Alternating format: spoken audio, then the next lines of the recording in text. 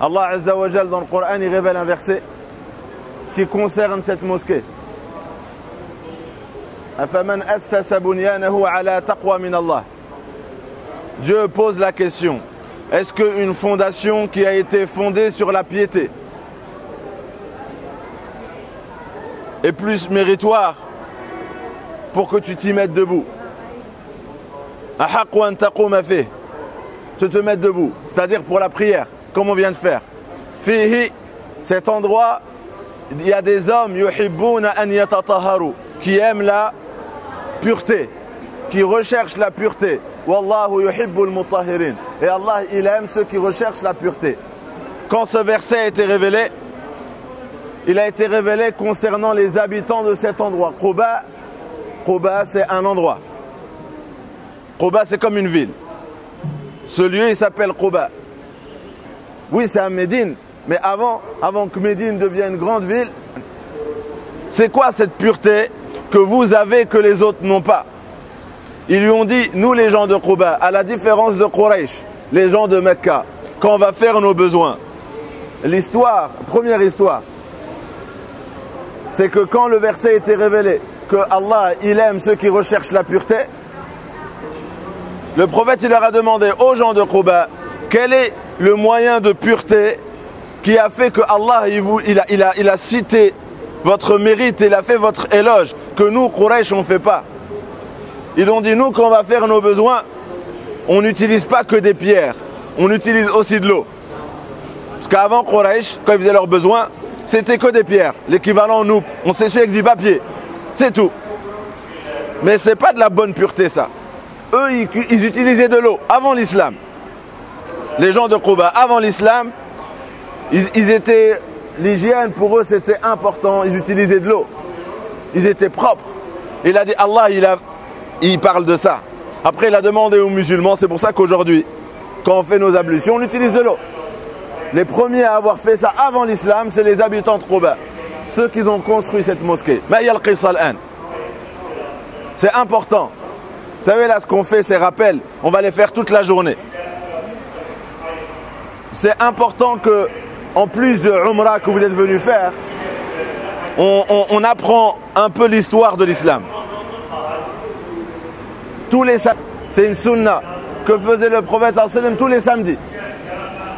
Une fois par semaine, il quittait, il faisait le fajr là-bas, et après il venait à cette heure-ci. Il venait, il faisait 2 rak'a, et après il disait aux musulmans de le faire. Celui qui fait les ablutions et qui vient à Quba, à cette mosquée, pour faire 2 rak'at, Allah lui donne cette récompense. Maintenant, la question, Alash. Pourquoi le prophète il demande aux musulmans de venir faire 2 rak'at dans cette mosquée? De venir faire 2 rak'at, et pourquoi il n'y a que dans cette mosquée, dans le monde entier, où 2 rak'at équivaut à une umrah? Parce que c'est la première mosquée de l'islam. Cette mosquée, elle est avant la mosquée du prophète. Ça veut dire avant même d'être arrivé à Médine, quand il a fait le hijra, avant même d'être arrivé à Médine, il est passé par là. Sur son chemin, il y avait, dans son chemin à Médine, il y avait Quba. Et les musulmans qui ont fait le hijra avant lui, ils sont arrivés, ils ont fait la mosquée, avant qu'il arrive. Quand il est arrivé, la mosquée, elle était prête. Bon, avant les mosquées, c'était pas...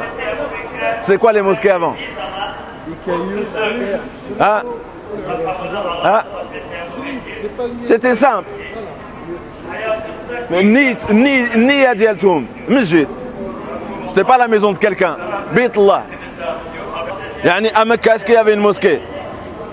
À part la Kaaba qui était remplie de statuettes, est-ce que le prophète sallallahu alayhi wa sallam, il avait fait une mosquée? À Mecca, non.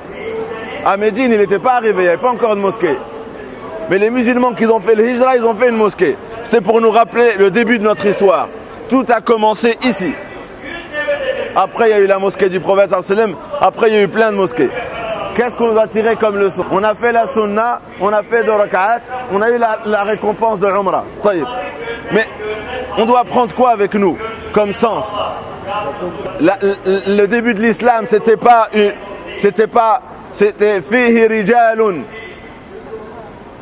yuhibbuna Allah, dans le verset, il dit Afaman assasa bunyanahu ala taqwa. Voilà ce qu'on doit prendre. Vous savez pourquoi on est là? Parce qu'on doit se rappeler cette mosquée.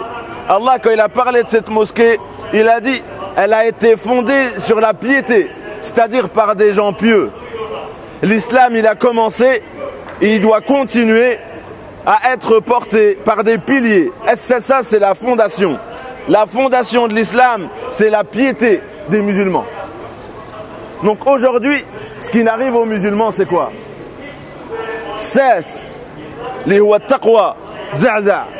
La fondation de la Ummah aujourd'hui, elle est plus solide comme elle l'était. Vous savez, si l'islam il était grand et fort, c'est parce que les gens qui l'ont fondé le début de l'islam, c'était Allah, il a dit, ils étaient pieux, ala taqwa. C'était pas des murs, c'était des cœurs. Les vraies briques, c'est les cœurs. Et une brique solide, c'est un cœur rempli de taqwa. Voilà ce que nous, on doit nous rappeler. Que l'islam, il a commencé avec la taqwa, avec des gens pieux. Et nous, quand on vient, on prie là, et on se dit maintenant, nous, on porte l'islam, après on se compare à eux. Ahmed, on se compare à eux. Hein? On n'est pas comme eux. On dit, regardez, eux ils avaient taqwa et l'islam il s'est répandu. Et l'islam aujourd'hui c'est à notre tour. Et nous on a des grandes mosquées, on a de belles mosquées. Mais est-ce que les fondements de ces mosquées, est-ce que nos cœurs ils sont remplis par la piété? C'est ça la question. C'est ça que vous devez prendre avec vous aujourd'hui. Si l'islam il vous dit de venir ici, vous rappelez comment l'islam a commencé. Il a commencé par une fondation basée sur la piété. Taqwa. C'est quoi la piété? La crainte d'Allah. C'est quoi la piété? C'est l'amal bit-tanzil. Il pratiquait la révélation. C'est quoi taqwa? Être prêt à rencontrer Allah. Donc Inch'Allah on repart avec ça. Celui qui est au service de son frère, Allah Azza wa Jal sera son service.